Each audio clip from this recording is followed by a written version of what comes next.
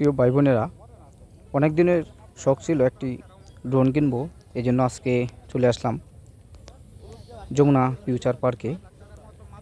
এসে কি করলাম আমি আপনাদের মাঝে আজকে তুলে ধরলাম। যমুনা ফিউচার পার্কে অনেক দিন পরে আসলাম, এসে দেখি যে অনেকগুলা শিশুদের খেলনার সামগ্রী ছিল এইখানে, সব নাই। দেখে মনে হচ্ছে যমুনা ফিউচার পার্ক আজকে নতুন আসলাম এরকম। দেখতে দেখতে আস্তে আস্তে ঢুকে পড়লাম মানুষের পিছনে পিছনে। উদ্দেশ্য হচ্ছে ড্রোন কিনা। ভিতরে যমুনা ফিউচার পার্কের ভিতরে গেলেই একটি অন্যরকম ফিল হয়। যারা থাকেন তাদের কাছে কোনো কিছু না, কিন্তু যারা হঠাৎ করে এখানে যাওয়া আসা করেন, গেলে মনে হয় যেন কোথায় আসলাম। নিজেকে একটু বড় লোক মনে হয়, কারণ যমুনা ফিউচার পার্কটা অনেক সুন্দর। যেদিকেই তাকানো যায় শুধু ঝলমল ঝলমল করে, এবং উপরের দিকে তাকালে মনে হয় যেন বিদেশে কোথাও আছি, এরকম একটা ভাব। এই জন্য একটু ভিডিও করলাম। এখানে দাঁড়িয়ে 4-5টা ভিডিও করলাম, তারপরে লিফটের সামনে চলে গেলাম। দেখি কিছু সুন্দরী মহিলাও আছে, তাদের পিছনে দাঁড়ালাম। যেহেতু আমরা সকলে ময়মনসিংহে থাকি, ঢাকায় খুব কম যাওয়া হয়, তাদের দেখে খুব ভালোই লাগে। তারপরে লিফটে ওঠার পর আমরা আবার নিচে নামলাম। ভুল করে 5তলায় চলে গিয়েছিলাম এই লিফটে। এখন যেহেতু 4তলায় ক্যামেরা ওয়ার্ল্ড আছে, ওইখান থেকে কিনতে হবে, এই জন্য আবার সিঁড়ি দিয়ে নিচে নামলাম। চলন্ত সিঁড়ি দিয়ে নামার পরে খুঁজতে শুরু করলাম। এখানে প্রায় অনেকবার গিয়েছি ক্যামেরা ওয়ার্ল্ডে। যাওয়ার পরে কিন্তু আমরা যেহেতু সবসময় যাই না, এই জন্য ভুলে যাই। সব দোকান এবং রাস্তা একই মনে হয়, এই জন্য ভুলে যাই। অবশেষে অনেক খোঁজাখুঁজির পর পেয়ে গেলাম ক্যামেরা ওয়ার্ল্ড 4তলায়। চলুন দেখি আমরা কি ড্রোন কিনতে পারি কি না। যদি দামে মিলে তাহলে কিনবো। আমরা মূলত অনলাইনে তাদের পেজ দিকে আসছি। আলহামদুলিল্লাহ, যে পেজে যে দামটা দিকে আসছিলাম তার থেকে 500 টাকা কম দিয়ে কিনতে পারলাম। এখন দেখব এটি কীভাবে চালাই। আমরা আসলে নতুন তো, এই জন্য তাদের কাছে কিছু পরামর্শ নিচ্ছি এবং কীভাবে চালাই একটু শুনি তার কথাগুলা। নিচের দুইটা আগে, হ্যাঁ, এই যে নিচের 1 8 2, তারপর উপর থেকে যে কোনোটা খুলি, এটা খোলার পরে এটা অটোমেটিক অন হয়ে যায়। সেই জন্য আগে মাস্ট এটা খুলে নেবেন। এটা যদি না খুলে নেন তাহলে এই গেম পেলে মোটরটা গাইটা দেবেন অটোমেটিক। এই যে অ্যাক্টিভেশন, হ্যাঁ,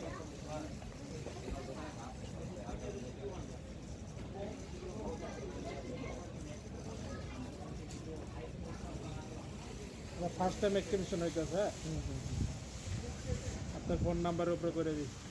আর আপনি এই অ্যাপসটা যখন নামাবেন, অ্যাপসটা জিমেল দিয়ে লগ ইন করবেন। জিমেল দিবেন আর পাসওয়ার্ডটা দিবেন যে কোনো ABCD ছোট হাতের 1 2 3 4। এটা হলো সব ইজি।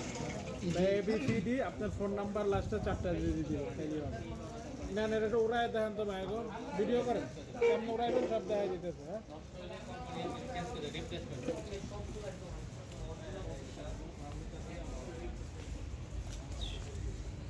কোনাকুনি দিতে হবে, বাইরে শুধু এটা চাপ দিলে উপরে উঠবে।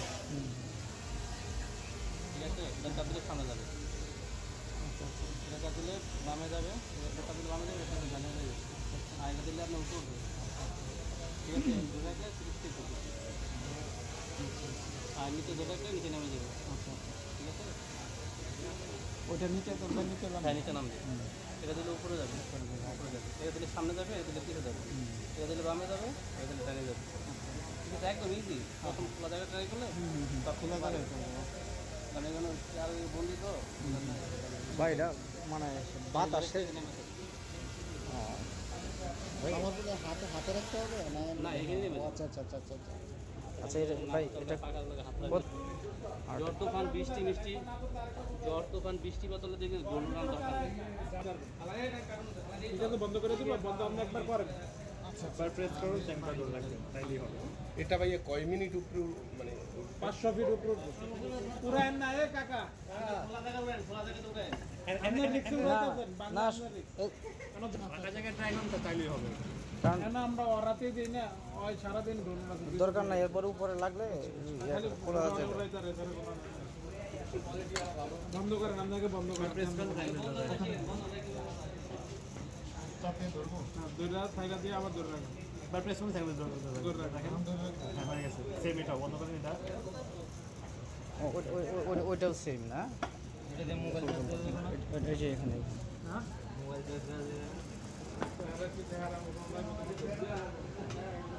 প্রেস করুন থাকবে পাকাগুলা কেমনে রাখবো? পাখাগুলো এই যে এটা নিচে প্রথম ভাই ফাঁকা জায়গায় ট্রাই করেন, ঠিক আছে? ফাঁকা জায়গায় ট্রাই করলে হাত তুলে আর ওইটার আলাদা কোনো ফাঁকা দেওয়া নাই না? ওই যে আছে তো দুটো দেওয়া থাকে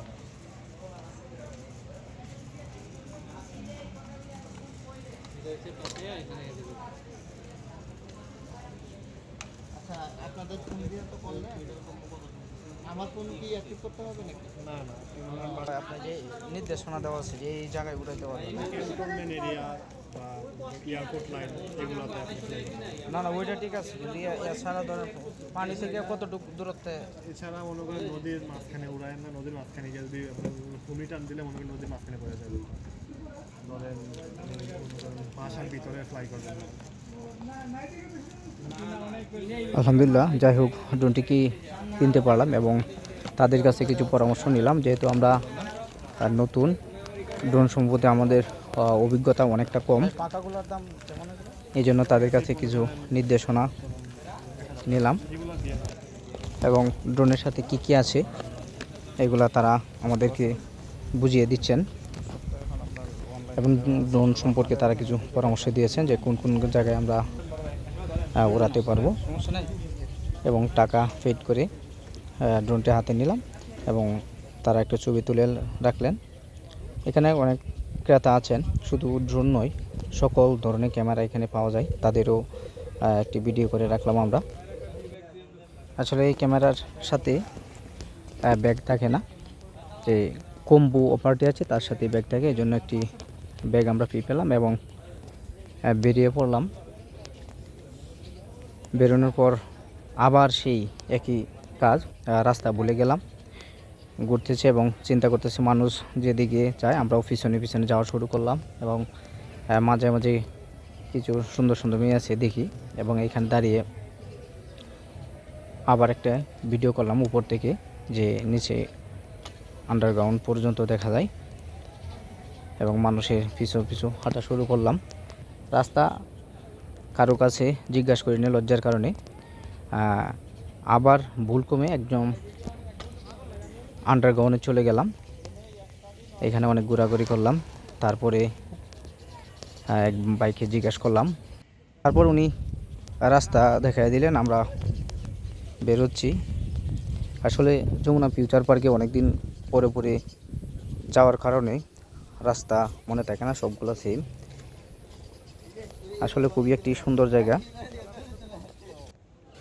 আমার কাছে খুব ভালো লাগে এই মার্কেট এবং যারা আমার ভিডিওটি দেখছেন অবশ্যই আমার জন্য দোয়া করবেন, আমি যেন সুন্দর সুন্দর ভিডিও করতে পারি এবং যে উদ্দেশ্যই এই ক্যামেরাটা ড্রোন ক্যামেরাটা কিনেছি এই উদ্দেশ্যটি যেন সফল হয়।